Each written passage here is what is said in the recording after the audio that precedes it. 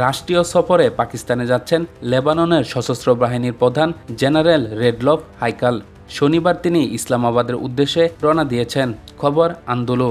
Lebanon সেনাপ্রধানের এই সফর এমন সময় হচ্ছে যখন তেল আবিব বৈরুতে হামলা চালিয়ে যাচ্ছে এবং পাকিস্তান, ইরান ও যুক্তরাষ্ট্রের মধ্যে মধ্যস্থতার চেষ্টা চালিয়ে যাচ্ছে। লেবাননের সেনাবাহিনী এক বিবৃতিতে জানিয়েছে, পাকিস্তানের সেনাপ্রধান ফিল্ড মার্শাল আসিফ মুনিরের আমন্ত্রণে হাইকাল পাকিস্তান সফরে গেছেন। তবে সফরের মেয়াদ বা বিস্তারিত কর্মসূচি সম্পর্কে কিছুই জানানো হয়নি। এদিকে এপ্রিলের মাঝামাঝি একটি নাজুক যুদ্ধবিরতি কার্যকর হলেও ইসরায়েল লেবাননে আগ্রাসন চালিয়ে যাচ্ছে। লেবাননের কর্তৃপক্ষের তথ্য অনুযায়ী 2 মাস থেকে শুরু হওয়া হামলাগুলোতে 3,593 জন নিহত এবং 10,990 জন আহত হয়েছেন। এই সফর এমন সময় হচ্ছে যখন পাকিস্তান তেহরান ও ওয়াশিংটনের মধ্যে মধ্যস্থতার চেষ্টা করছে। এই প্রচেষ্টা লেবাননের স্থিতিশীলতা বজায় রাখার বৃহত্তর কূটনৈতিক উদ্যোগের সঙ্গেও সম্পর্কিত।